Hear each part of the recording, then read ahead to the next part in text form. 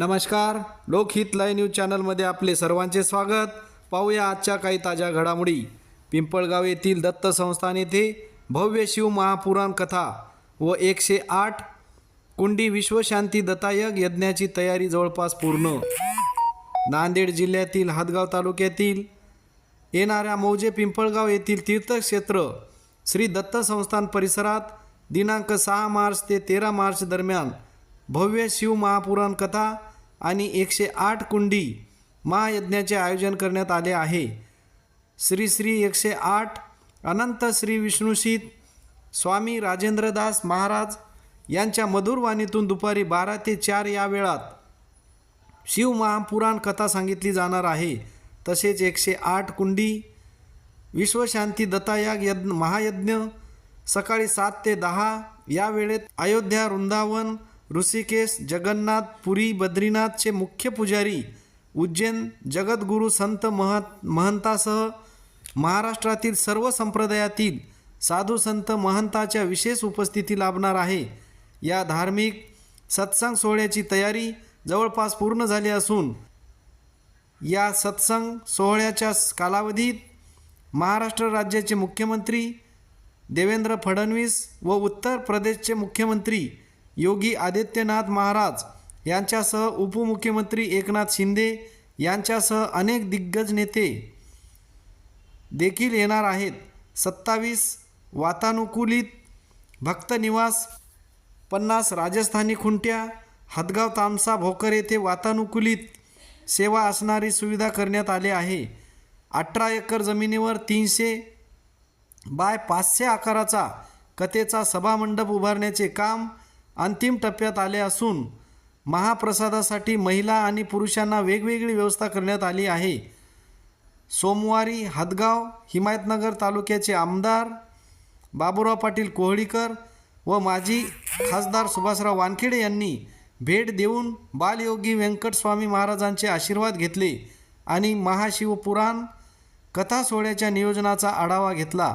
यावेळी उपविभागीय अधिकारी कांबळेसाहेब, श्री परमेश्वर मंदिराची उपाध्यक्ष महावीरचंद श्रीमान यांच्यासह पोलीस अधिकारी, आमदार किसनराव वानखेडे यांचे पुत्र अंकुशभाऊ वानखेडे व ढानकी येथील मित्र परिवार, असंख्य भाविक भक्त उपस्थित होते. 6 मार्च ते 13 मार्च होणारा शिवनाम सप्ताह शिवपुराण कथा या कथेसाठी येणाऱ्या सर्व भाई भक्तांना खूप खूप आशीर्वाद. हा कार्यक्रम खूप मोठा भव्य दिव्य आहे आणि विशेष आहे.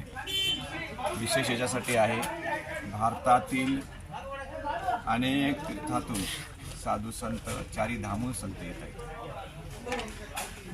जवळजवळ साधू संत हे 400 ते 500 साधू संत इथं पोहोचतील. सध्या प्रयागचा कुंभ आज 26 तारखेला नेमका संपलेला आहे आणि पिंपळगाव येथे नवीन कुंभ सुरुवात होत आहे 6 मार्च.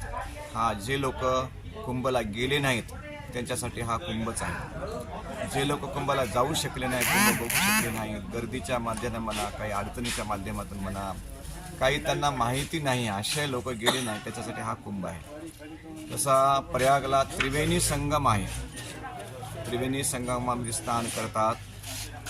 तसाच हा त्रिवेणी संगम आहे, पण स्नान एका प्रकारचं नाही आहे. स्नान हे जलस्नान आहे, नामस्मरण स्नान आहे, धुळी स्नान आहे, गोधुळी स्नान आहे, भस्म स्नान आहे, नामस्मरण स्नान आहे, संताच्या रजधुळीचं स्नान आहे. म्हणून इथं शिव महापुराण कथा हे सुद्धा ऐकण्यात मिळणार आहे. त्याच्यामुळे हे एक स्नान मिळाले, नामस्मरण स्नान होत आहे आणि संताच्या रजधुळीचं सुद्धा स्नान आहे. म्हणून अतिशय महत्त्वाची पर्वणी तुमच्यासाठी आलेली आहे. सर्व सद्भक्तांनी, जास्तीत जास्त सद्भक्तांनी या त्रिवेणी संगमामध्ये नामस्नान करून आपले जीवन सार्थक करून घ्यावं. सर्व भक्तवर्गांना आव्हान, येऊन सेवासुद्धा यावे, स्वयंप्रती सेवा करावी. हा धर्माचा कार्यक्रम आहे. आपल्या पंचकोशीमध्ये हा भव्य दिव्य सप्ताह आत्तापर्यंत झाला नाही आणि प्रभू कृपेनं, गुरुदेवाच्या कृपेनं हा कार्यक्रम होत आहे. म्हणून तुम्ही सर्वजण या कार्यक्रमाची साक्षी बना. एवढ्या एकत्रित एका एका भेटीमध्ये तुम्हाला एवढ्या मोठ्या महापुरुषांताईची भेट होत आहे. आणि कथाकार महाराज आहेत वृंदावन येथील श्री श्री 1008 राजहंस महाराजी मलकिदाधीश्वर यांच्या मुखातून हा महान तपस्वी महान गादीचे मालक त्यांच्या मुखातून तुम्हाला ही शिवमहाप्रकथा ऐकली मिळेल. म्हणून तुम्ही स्वयंप्रतिसुद्धा सेवा करावी.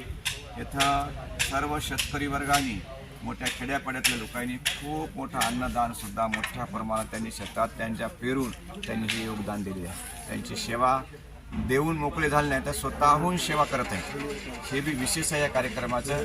स्वतःहून पात्र उचलणे, झाडून काढणे, भांडे घासण्यापर्यंत सर्व साफस्वच्छता करण्यापर्यंत हे शेतकरी वर्ग याच्यामध्ये सहभागी. म्हणून तुम्ही सुद्धा राजकीय लोक, अधिकारी वर्ग हे सुद्धा मोठ्या प्रमाणात स्वयंप्रती या कार्यात सहभागी होत आहेत.